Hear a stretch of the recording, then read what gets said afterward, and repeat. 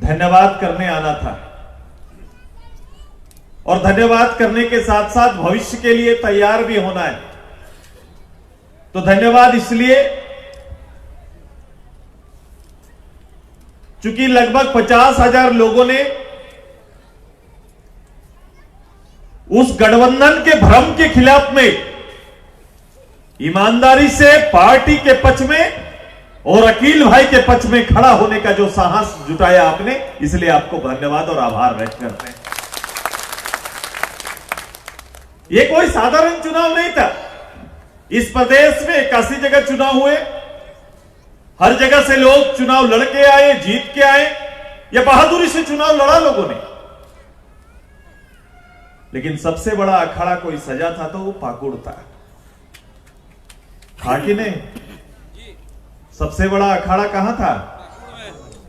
और मैं उसका प्रत्यक्ष दर्शक हूं। जिस राजा खानदान के नेता इस झारखंड चुनाव को महत्व नहीं दे रहे थे, जो कांग्रेस के शीर्ष नेत्री प्रदेश में कहीं चुनाव को गंभीरता से नहीं लिया था, लेकिन जो हालात पैदा हुए, जो हालात बन रहे थे, उस हालात के बीच में बड़ा महत्व दिया और आके भ्रम पर अपना मोहर लगाने का काम किया। कौन आई थी? पूरे प्रदेश में कहीं आई थी क्या? कहीं थी क्या?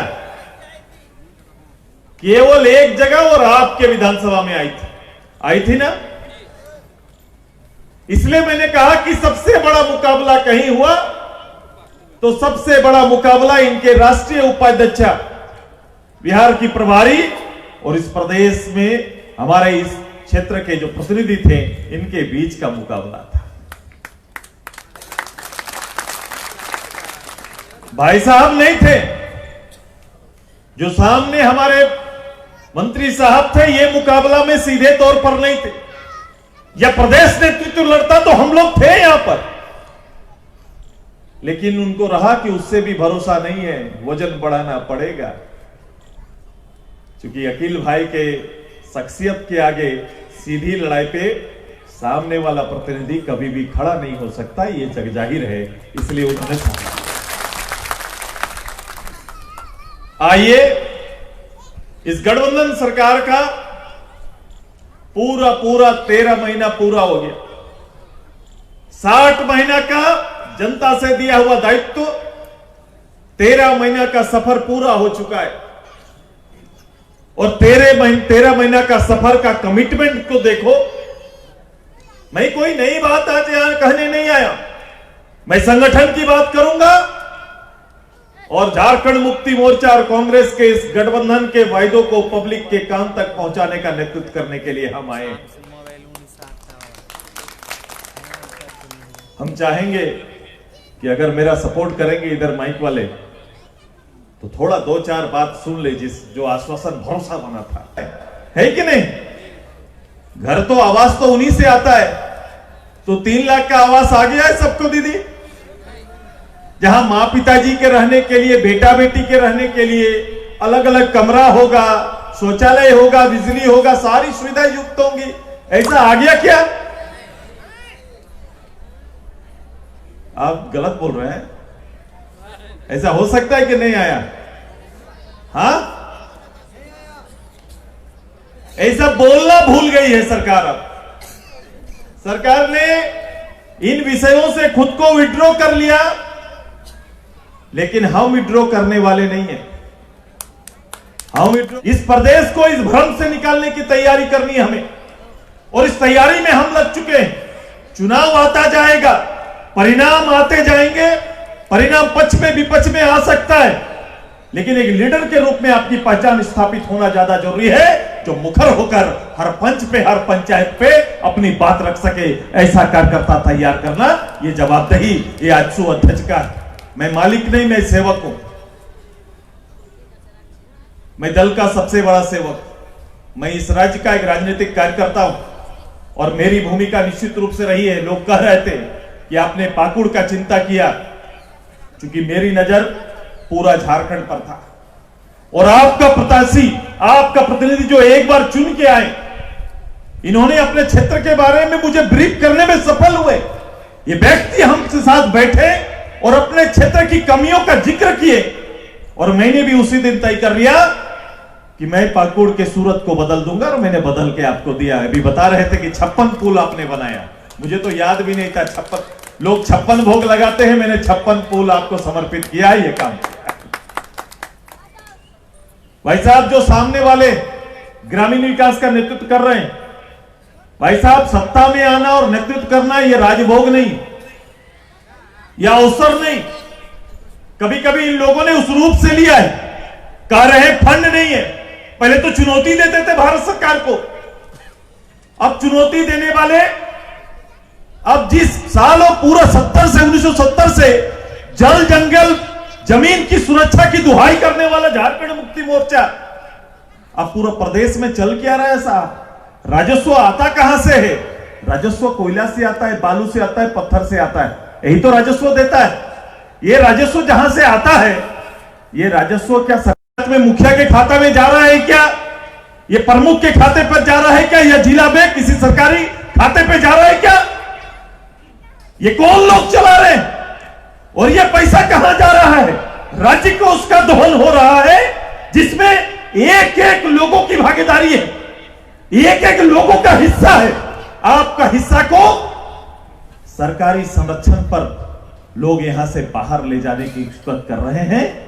इसके खिलाफ में गोल बंद करना होगा। ये हिस्सा, ये चोरी मात्र कह देने से नहीं होगा।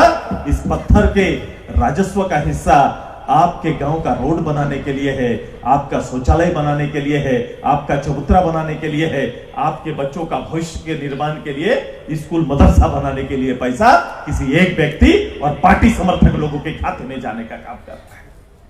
इसको रोकना चाहिए कि नहीं? रोकना चाहिए कि नहीं रोकना चाहिए? और राज्य सरकार अगर इन चीजों को ध्यान नहीं दे रही है तो पूरा प्रदेश भर में हमारी तैयारी है कि आजसू पार्टी आंदोलन खड़ा करेगी और इस तरह से कोई भी खान संपदा का दोहन होने नहीं देंगे। इसकी भी तैयारी करते हुए आप लोग खड़े हो जाएंगे, तैयार रहिए। इसके लिए भी अभी जिक्र कर रहे थे लोग, किसान ऋण के बारे बता रहे थे, वादा किया था, अभी आपने सुना जितना भी ऋण है वो माफ हो जाएगा। मेरे पाकुड़ जिला में 173 करोड़ का ऋण है। आलमगीर भाई को बोलिए कि 173 करोड़ पहले माफ करा दो, ये तैयारी करिए। 173 करोड़ का ऋण के दबे हुए हैं हमारे किसान। तकरीबन 51,700 लोग ने केसीसी के माध्यम से ऋण लिया है, उन्हें ऋण मुक्त कर दीजिए। जब ये कहना बहुत आसान है साहब, जब ये माफी की बारी आती है तो कागज पत्र जो आपका पंचायत वाले लोग देखना प्रारंभ करते हैं, ब्लॉक वाले देखना प्रारंभ करते हैं, तो उस किसान का हालत खराब हो जाता है। उस किसान जितना दबा हुआ है उससे नीचे दब जाता है। 173 खाली माफ करा के दिखा दीजिए। मैं आपको, एक प्रदेश के मंत्री हैं, वो उनसे आग्रह करते हैं कि कम से कम कहीं ना सही अपने विधानसभा में तो कर दीजिए। कम से कम मेरे पाकुड़ के कम से कम 51,000 परिवार को रिलीफ मिल जाएगा, राहत मिल जाएगा। ये काम आप चुनौती के रूप में लीजिए। मैंने आके यहां पर इस बात का जिक्र किया। और कुछ ना कर सकते तो एक काम करो कि अपने 2 ब्लॉक हैं, ये निश्चित कर दीजिए कि वहां पर 2 ब्लॉक में इंदिरा आवास के लिए, या फिर जो आजकल मोदी आवास आया है, जो प्रधानमंत्री आवास के नाम पर, आवास पर घूस लेना बंद हो गया क्या? हाँ, पैसा ले रहे हैं कि नहीं? हाँ, क्योंकि हाथ वाला आया है तो दोनों हाथ से लेता है। हाथ वाला दोनों हाथ से बटोरने का काम कर रहे हैं। एक हाथ से वादा किया, दूसरा हाथ से बटोरने का काम कर रहे हैं। यही तो चल रहा है ना। तो भाई साहब, जिस शपथ के साथ आप आए, जो ईमानदारी आपने दिखाई है, सुनिश्चित करिए कि इस प्रदेश के जितने 260 ब्लॉक में ना सही, पाकुड़ और दूसरा ब्लॉक हम लोग का बरहरुआ में कम से कम दक्षिणा ना लगे, ये सुनिश्चित तो कर दीजिए। तो मान जाएंगे कुछ दायित्व तो आपने उठा लिया है बोल के। होना चाहिए कि नहीं होना चाहिए? ऐसा होना चाहिए कि नहीं होना चाहिए? हम बात करने आए हैं, मैं अपने कैडर से बात कर रहा हूं, मैं अपने समर्थक से बात कर रहा हूं और इस माटी में पब्लिक का नेतृत्व करने वाले कार्यकर्ताओं से बात कर रहा हूं। इन ब्लॉक पर कमीशनखोरी बंद होना चाहिए कि नहीं होना चाहिए? होना चाहिए कि नहीं? आज कौन लोग वहां जा रहे हैं? ब्लॉक कौन जाते हैं? भाई साहब, ये पहले भी धमकाए थे आपको, पहले भी 88,000 परिवार को धमकाया था धर्म के नाम पर, और आप अधिकारी के नाम पर धमकाने का काम कर रहे हैं। हमको बता रहे थे ये धर्म के अधिकारी है, ये धर्म के नाम पर पहले लोगों को जिन बातों का जिक्र किया, मैं चुनाव के समय था, मैं जा रहा था, मैं लोगों के बीच चर्चा कर रहा था कि भाई इनके भ्रम में ना आओ, ये कभी भी 88,000 परिवार को पानी, बिजली, हॉस्पिटल या शिक्षा का कमिटमेंट नहीं कर सकते। ये धर्म का कमिटमेंट कर रहे थे, और आज भयभीत क्या करते? मैं पूछ रहा था डरते क्यों है? तो बोलते हैं कि थाना, ब्लॉक, डीसी, एसपी, यही भ्रम करके रखा जाता है कि वहां जाएगा तो फंसा देंगे, यही ना किया जाता है। यार देखो, ये बना कभी नहीं सकता, पहले भी नहीं बनाया, चुनाव से पहले भी कमिटमेंट बनाने का नहीं, और आज जब आप मंत्री बन गए तो भी बनाने का कमिटमेंट नहीं है, बिगाड़ने का कमिटमेंट इनका होता है कि हम बिगाड़ सकते हैं। ये लोग बिगाड़ सकते हैं। आज सू पार्टी बना सकती है, अखिल अख्तर जी बना सकते हैं।